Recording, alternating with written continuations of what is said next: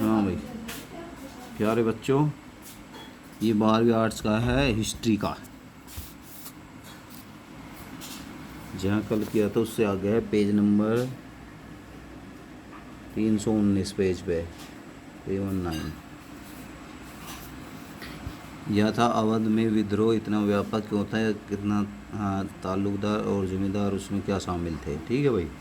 तो अब देखो इसका पॉइंट है नंबर 1, अवध का विलय। अवध का विलय 1856 में विद्रोह फूटने से लगभग 1 वर्ष पहले हुआ था। मतलब 1857 का विद्रोह से पहले 1856 में अवध का विलय हुआ था। इससे कुशासन का आरोप लगाते हुए, मतलब कुशासन अब भाई ब्रिटिश ईस्ट इंडिया कंपनी कह रहे थे भाई कोई शासन करने वाला नहीं है, यहाँ पर शासन व्यवस्था अच्छी नहीं है, तो उसको कहेंगे कुशासन। ठीक है भाई।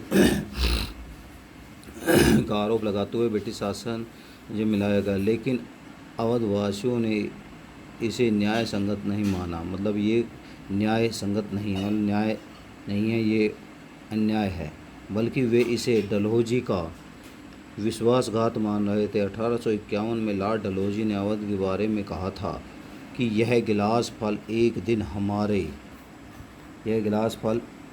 हमारे मुंह में आकर गिरेगा। डलहौजी एक उग्र साम्राज्यवादी था।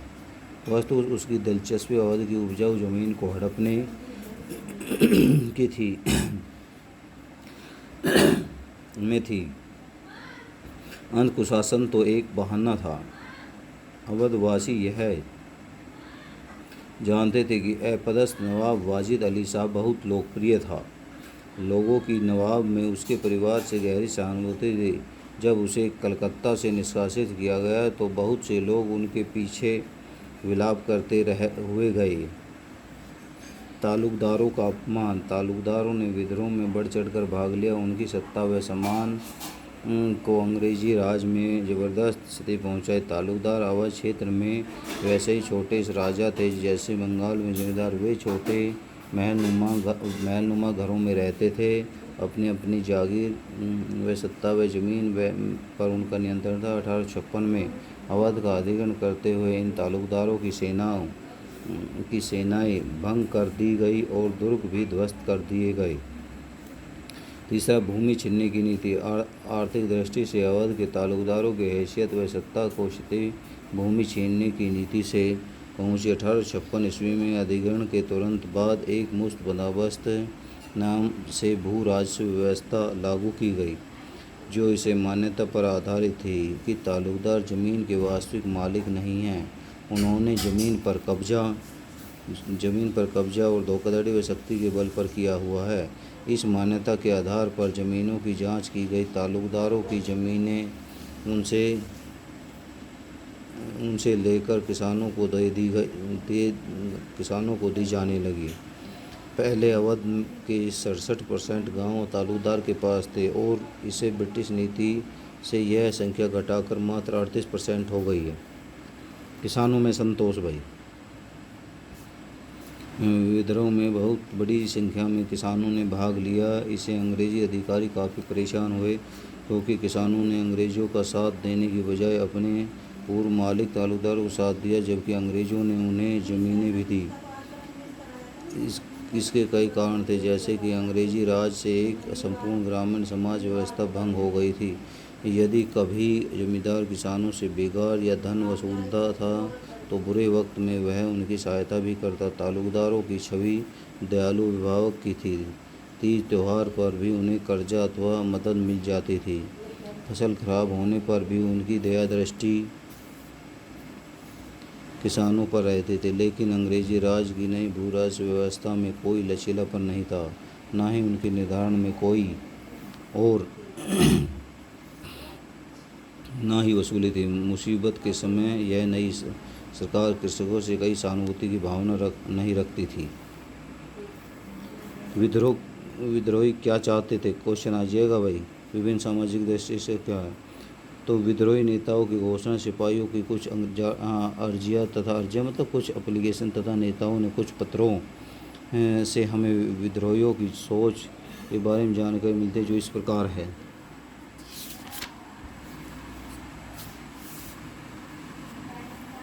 बस ये 5 पॉइंट करेंगे भाई इसके यहाँ तक।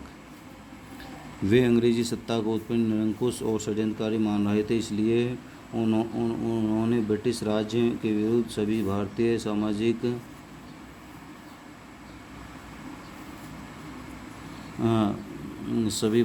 सामाजिक समूह के एकजुट होने का आह्वान किया। वे इस राज्य से संबंधित प्रत्येक चीज़ों को खारिज कर रहे थे। दूसरा है, विद्रोहियों की घोषणा से ऐसा लगता है कि वे भारत के सभी सामाजिक समूह में एकता चाहते थे। विशेष तौर पर उन्होंने हिंदू मुस्लिम एकता पर जोर दिया। लगभग लाभ की दृष्टि से युद्ध को दोनों समुदाय के लिए एक समान बताया। बहादुर शाह जफर की घोषणा में मोहम्मद और महावीर दोनों की दुहाई के संघर्ष में भाग लेने की अपील की गई। तीसरा, वे वैकल्पिक सत्ता के रूप में अंग्रेजों का राज समाप्त करके 18वीं सदी से पहले की मुगल व्यवस्था की ओर वापस लौटना चाहते थे। ठीक है भाई, यहाँ तक करेंगे। अब देखो भाई, ये क्या 1800 विद्रोह के बारे में चित्रों से क्या पता चलता है? इतिहासकार इन चित्रों में किसका विश्लेषण करते हैं? ठीक है, अब ये कह रहा है जैसे अंग्रेजों द्वारा बनाए गए चित्र, ये जो चित्र बनाए गए हैं क्या है? Akbar the relief of Lucknow. दूसरा है इन मेमोरियम मिसवेयर और भाई महारानी लक्ष्मीबाई और जस्टिस। ठीक है, तो ये चित्रों से क्या महसूस होता है उसके बारे में बताया गया। अब देखो, थॉमस जॉन्स बर्कर द्वारा 1859 में बनाए गए द रिलीफ ऑफ लखनऊ, ये वाला। तो इसमें क्या बता रहा है कि अंग्रेज नायकों कैंपबेल ऑटम हेवलॉक की छवि उदारकों की उभरी है। इन नायकों ने लखनऊ में विद्रोहियों को खदेड़कर अंग्रेजों को सुरक्षित बचा लिया। ये कह रहा है कि अंग्रेज़ों को सुरक्षित बचा लिया। क्वेश्चन आ जाएगा द रिलीफ ऑफ लखनऊ के बारे में क्या है, तो ये लिख देना है भाई। ठीक है, अब दूसरा चित्र बता रहा है जोसेफ नोएडल का, जो इन मेमोरियम। बहुत से समकालीन चित्रों में ब्रिटिश नागरिकों में प्रतिशोध की भावनाओं को बढ़ावा मिला। उदाहरण के लिए जोसेफ नोएल पैटर्न का चित्र इन मेमोरियम स्मृति में को देखने से दर्शक के मन में बेचैनी और क्रोध की भावना सहज रूप में उभरती है। दूसरी ओर मिस वेयर का तमचा वाले चित्र से सम्मान की रक्षा का संघर्ष नजर आता है। तीसरा है दमन और प्रतिशोध की भावना को बढ़ावा देने वाले बहुत से चित्र मिलते हैं। 1857 में पंच नामक पत्र में जस्टिन नामक चित्र में एक गोरी महिला को बदले की भावना से तड़पते हुए दिखाया गया है। विद्रोहियों को तोप से उड़ाते हुए बहुत से चित्र बनाए गए। इन चित्रों को देखकर ब्रिटेन के आम नागरिक प्रतिशोध को उचित ठहराने लगे। कैनिंग की दयाभाव का मजाक उड़ाने लगे। द क्लेस्बी ऑफ कैनिंग ऐसा ही एक कार्टून है। क्लेस्बी ऑफ कैनिंग एक ऐसा ही हाँ। अब भारतीय द्वारा बनाए गए चित्र, अब ये क्या है? किसके द्वारा? भारतीय द्वारा बनाए गए चित्र है। चित्र में यदि हम भारत में 1857 जुड़ी फिल्मों और चित्रों को देखते हैं तो हमारे मन में अलग प्रक्रिया होती है। रानी लक्ष्मीबाई का नाम लेते ही मन में वीरता, अन्याय व विदेशी शासकों के वे संघर्ष की साकार प्रतिमा है।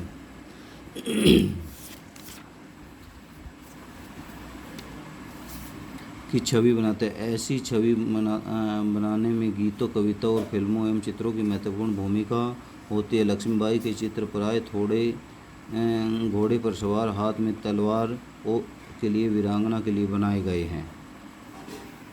ठीक है भैया।